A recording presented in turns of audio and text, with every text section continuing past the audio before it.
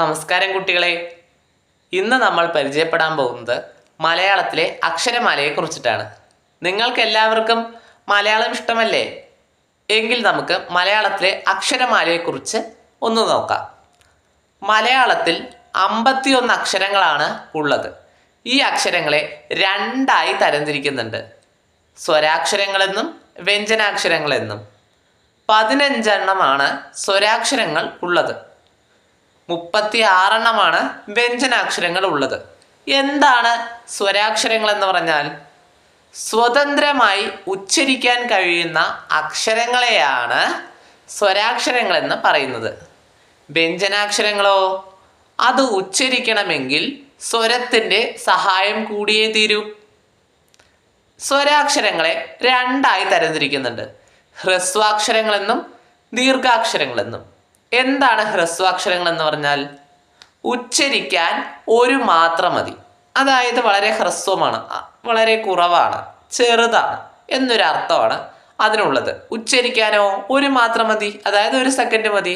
അത്തരത്തിലുള്ള അക്ഷരങ്ങളില്ലേ, ആ, ഇ, ഉ, ഓ, അതൊക്കെ ഉച്ചരിക്കാൻ ഒരു മാത്രം മതി. ഇനി ദീർഘാക്ഷരങ്ങൾ എന്ന് പറഞ്ഞാലോ, ഉച്ചരിക്കുവാൻ 2 മാത്ര ആവശ്യമാണ്, അതായത് കുറച്ച് നീണ്ടിട്ടുള്ള അക്ഷരങ്ങളാണ് ദീർഘാക്ഷരങ്ങൾ എന്ന് പറയുന്നത്. അത്തരത്തിലുള്ള അക്ഷരങ്ങൾ നമുക്ക് സ്വരാക്ഷരങ്ങളിൽ കാണാൻ സാധിക്കും.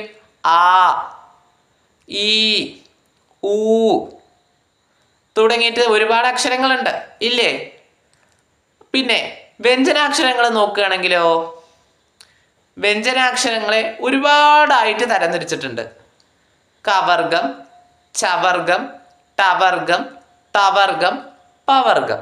കൂടാതെ യ, ര, ല, വ, ശ, ക്ഷ, സ, ഹ, ള, ഴ, റ അങ്ങനെയും നമ്മൾ തരംതിരിച്ചിട്ടുണ്ട്. എന്താണ് കവർഗം എന്ന് പറഞ്ഞാൽ?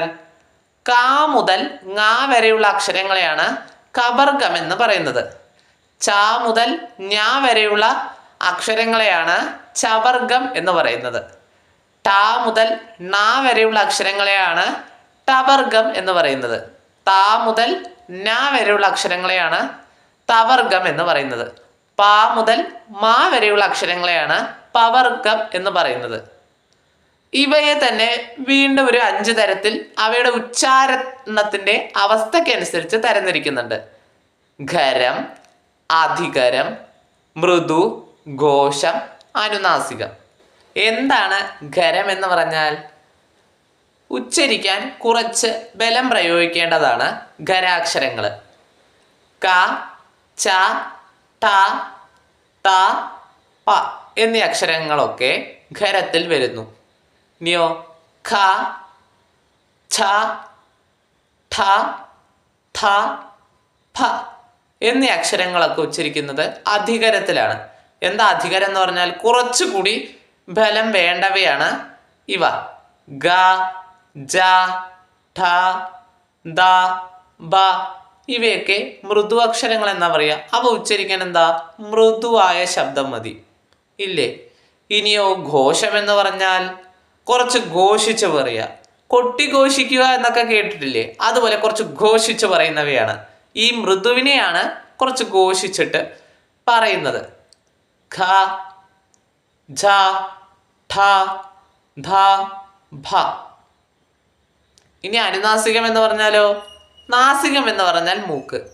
മൂക്കിൻ്റെ കൂടെയുള്ള ഉച്ചാരണത്തെയാണ് അനുനാസികം എന്ന് പറയുന്നത്. കവർഗത്തെ മൂക്കിൽ കൂടെ ഉച്ചരിക്കുമ്പോൾ ങ എന്നാവും. ച എന്ന അക്ഷരത്തെ മൂക്കിലൂടെ ഉച്ചരിക്കുമ്പോൾ ഞ എന്നാവും. ട എന്ന അക്ഷരത്തെ മൂക്കിലൂടെ ഉച്ചരിക്കുമ്പോൾ ണ എന്നാവും. ത എന്നുള്ള അക്ഷരത്തെയോ ന എന്നാവും. പ എന്നുള്ള അക്ഷരത്തെയോ മ എന്നാവും. അങ്ങനെയാണ് അവയെ തരംതിരിച്ചിരിക്കുന്നത്. എല്ലാവർക്കും മലയാളത്തിലെ അക്ഷരമാലകൾ ഇഷ്ടമായോ? എല്ലാവരും പഠിച്ചില്ലേ? ഇനി അടുത്ത ഭാഗവുമായി മാഷ് വീണ്ടും വരാം. അപ്പോൾ എല്ലാവർക്കും ശുഭദിനം നേരുന്നു. നന്ദി.